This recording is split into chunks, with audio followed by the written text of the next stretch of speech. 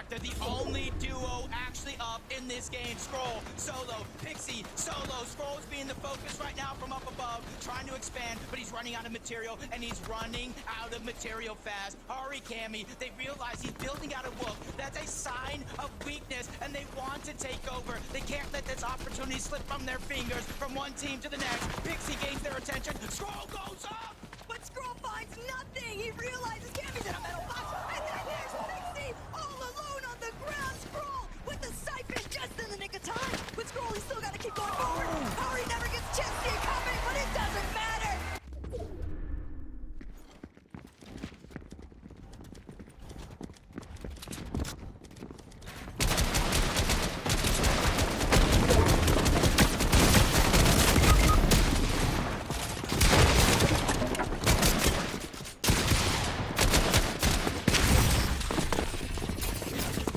Stand up, Düsseldorf, please give it up for Cammy and Harry! What an intense final moment, but you were in it together. How were the communications as you tried to take Solo Scroll down? I mean, it was the perfect game. We just top tied like 3 times, killed like 4 people because of that, and it was an easy game. That's what everyone is saying so far, but everyone online has been looking at the lobby list and saying this might be the most stacked FNCS LAN ever. Do you agree, Hari? Yeah, it's so stacked. So when you look at the lobby list, who do you think is your biggest competition right now? Darm and Dimash. Darm and Dimash, and is that because you're sat right next to them and they're also your friends from Poland? Yeah. And so if it could be you or them, I'm guessing it's got to be you who wins this now. Of course. So Cammy, you know what it's like to be under pressure, you know what it's like to be on day 2 and in contention for the top, but do you have to change things up so you don't get snaked out there? I mean, we're con, so like we just need to focus on that. Need to focus on winning off spawns and try to get some more good games. Well, we're going to take a short break while these guys focus up. Please, Düsseldorf, give it up for Cammy and Harry!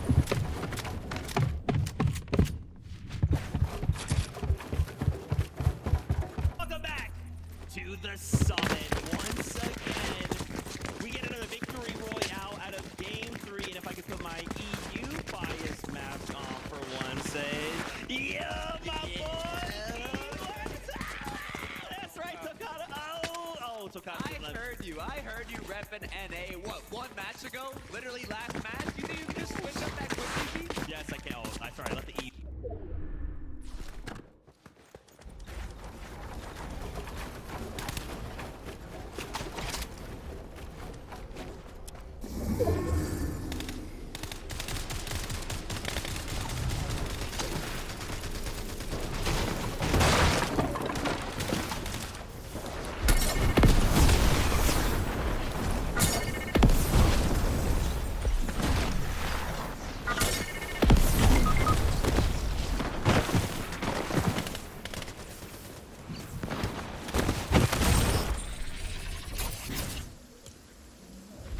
Cammy and Hari now bumped up that leaderboard, but if I think to specifically how this duo plays, you can go back to the 2022 Invitational where Cammy and Seti ended up winning. Issue is they weren't known for playing very well mechanically, for getting those eliminations, but now Cammy paired up with Hari. I'm seeing much more confidence. I'm seeing them pushing. I'm seeing them play for height, get those eliminations, and you know, it's working incredibly well.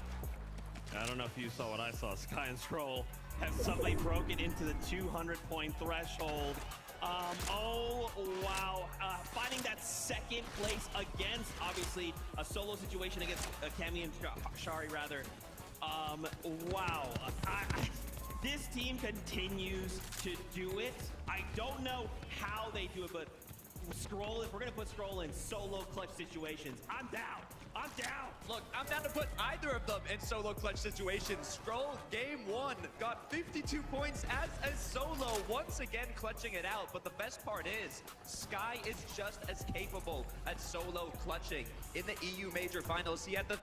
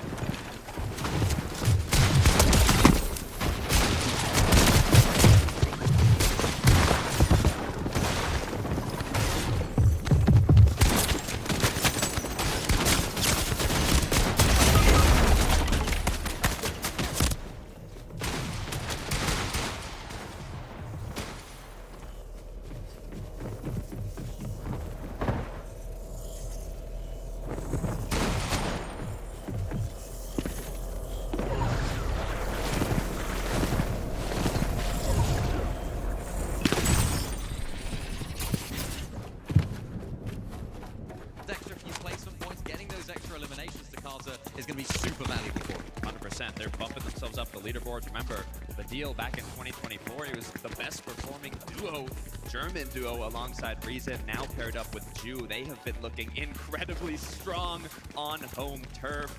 I'm excited to see if they can continue that momentum forward in the later matches today. Teeny Shark, second place, but Chino and Pablo Wingo up 4 places. Mini Minor.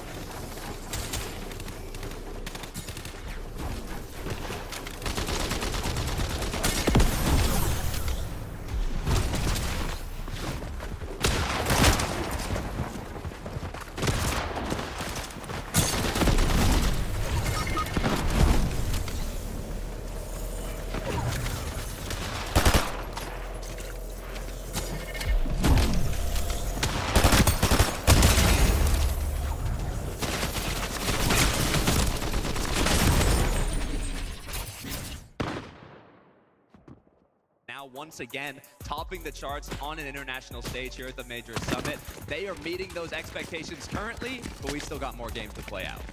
I'd love to go back to the standings really quickly, right? I want to see that second page. So keep in mind, we know right now 98 points is where Acorn and Volt sit, but just below, look at this. Cammy, Shari, 32 places, a single game difference. And look, just right behind Focus, Thomas.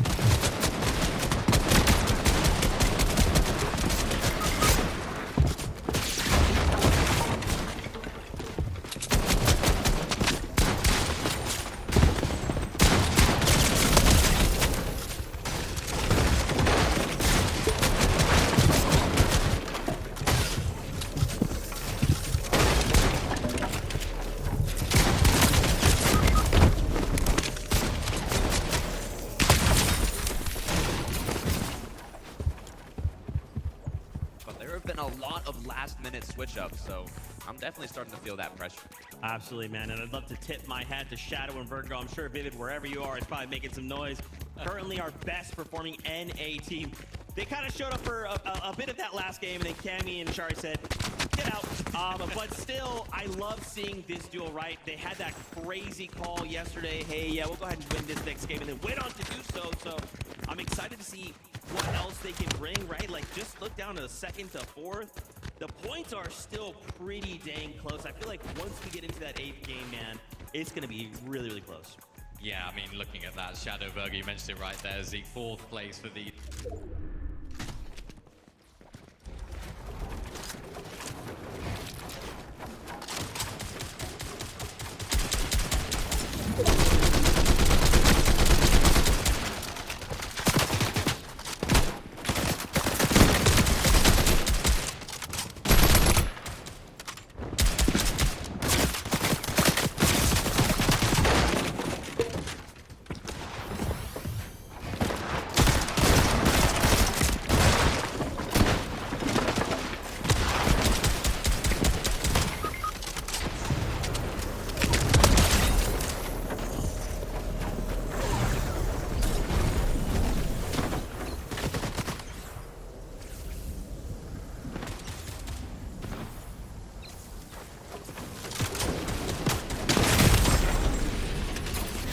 Play showing what they're truly capable of. Dude, and I gotta see it. I gotta say, Swizzy, I see you. I see you, all right, global champion. I see you sticking your way just outside that top 5. Pixie right there as well. We are really starting to heat up, right? So many duels are starting to come online. I think they're all thinking the same thing. That trophy, we have to fight for this title. And also, Minnie, we can't forget as well, top 15 auto calls to global championships later on. But this is a global champion, right? He's trying to prove, hey, I won that for a reason. Yeah, and this is a team that have sort of played against, with their backs against the walls for a lot of this year and a lot of this season. And, you know, it's kind of surprising coming out of that global championship where Swizzy ended up winning and Pixie, of course, came second.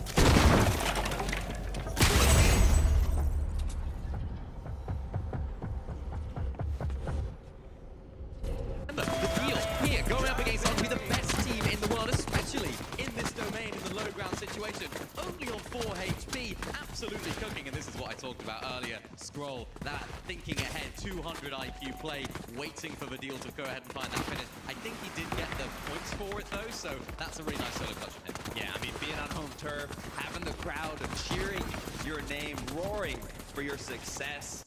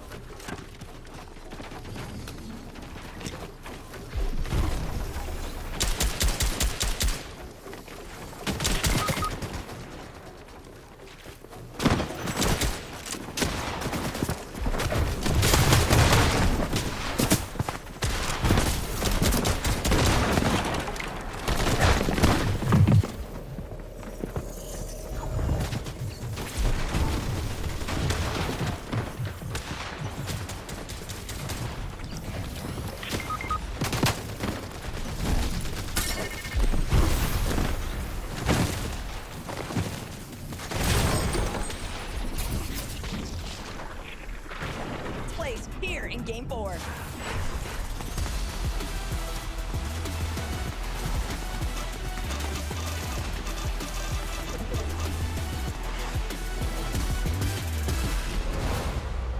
Game 4, the last game before halftime. And if you guys are no strangers to Fortnite competitive, where you're at on the leaderboard means so much. If you're going after first, you might have to have a big game here. If you're settling for that top 15, you just need to remain consistent. Thomas, focus. They know they got lurked on at the start of that last game, and they're just being a little bit more aware. No surprises this time around, or for now at least. We have to see what takes place elsewhere. Looks like these guys might get a game uncontested. Epic well and Ooh.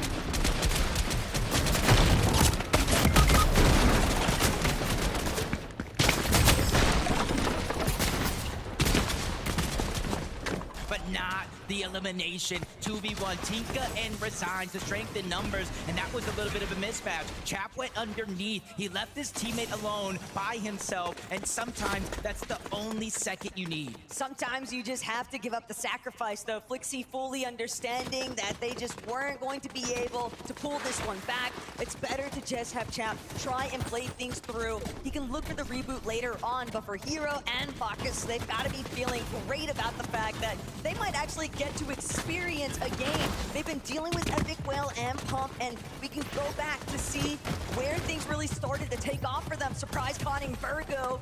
That's a bad news Bears moment, but Hero not finished with it. Hero getting both of those eliminations, and honestly, sometimes it takes one switch up of a drop spot to get things rolling in your favor. And already we'll see how they rise up the leaderboards after this one. Triple contested still over towards Sandy's Drip. It's Chino and Pablo that find themselves in a close quarter combat situation here. Victor V and Kanata on the west side of Sandy. So right now, it's gonna be Fakun by himself, just having to clutch up or just stay alive until he can get his teammate back. This is a dispute that has been taking place since Friday. Pablo and Chino have non-stop been looking.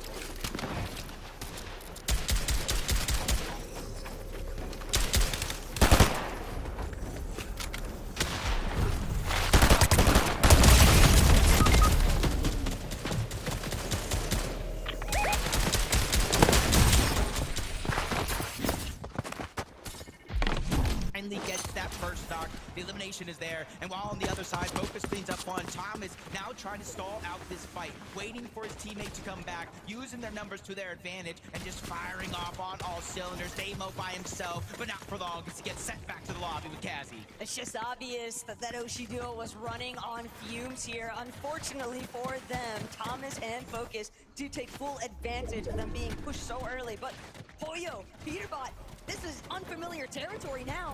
NA fans, look away. This is not what you want to be watching.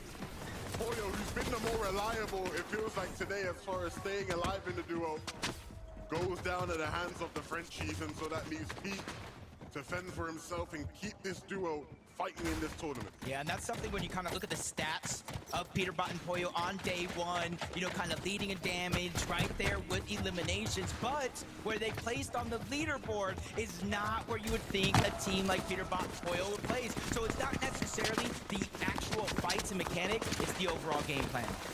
So far a tournament to forget for them, but still plenty more to play. Chat has been able to keep himself in the game with a nice little lurk onto King. That's exactly why Pixie knew he could trust his duo and he left off on a solo advantage.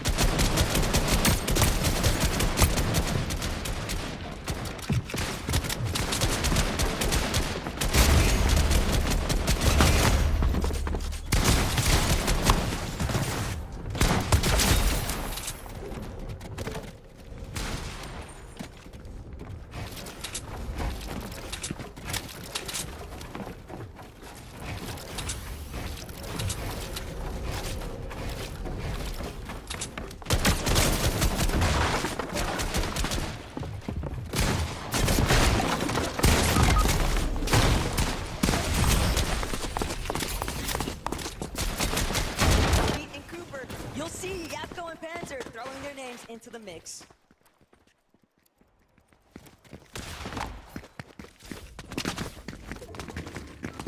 Just settles Reason and Noah. We've seen kind of two sides of this one. Moments where they like to get aggressive, try to find eliminations.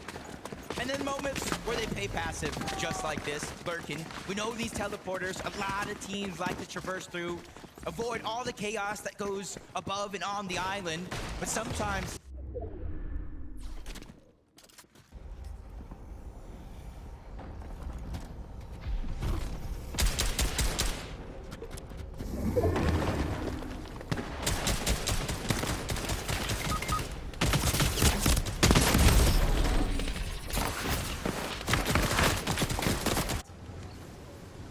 Sharkantini, a game where they will have to prove to everybody watching that they are really here to play.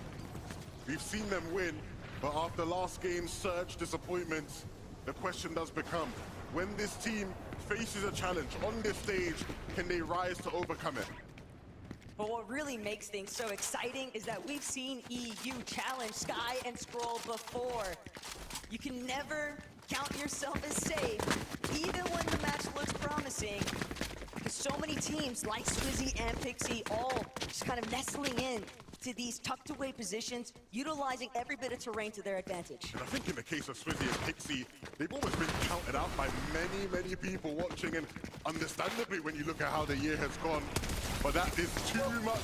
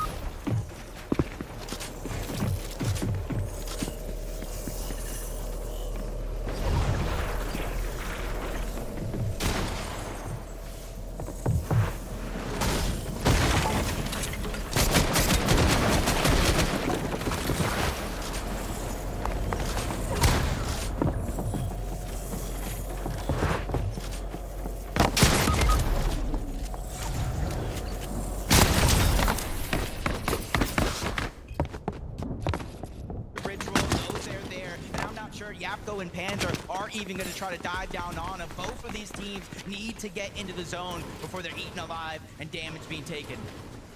Far too far and away. It's the render distance that's just working to their advantage. They are gliding overhead.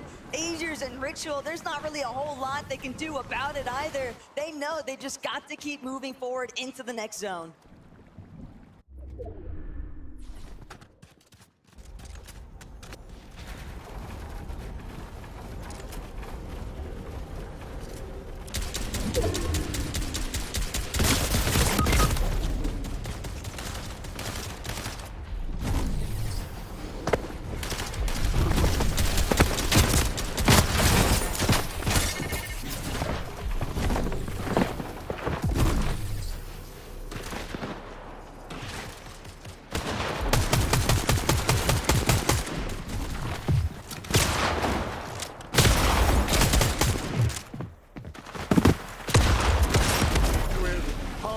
Takes Malabuka down, and that just helps Sharkantini, and it gives him a bit more breathing room to stay in this game as well. Not only that, but Pump absolutely stacked right now. The problem is, he is just a solo. And for Sharkantini, there's always a bigger fish, and they're willing to make sure that they take out Pump entirely. The ultimate refresh, it's not even one that is a necessity, but they'll steal it anyway. All of that loot that once belonged to Malabuka, now straight in Sharkantini's inventory. 2 is better than 1, especially when it's Sharkantini. Yeah, but these fights right now just continuing all around the map. Cold and Rapid looking to get aggressive. Probably just going ahead and being okay with just getting damage. Shield gone from Boko, shield gone from Cringe. Some shots did connect, but instead of getting greedy, Cold and Rapid, the game plan for them is simple. They don't need big game eliminations. They're just trying to get Surge, climb up that leaderboard, and then move into the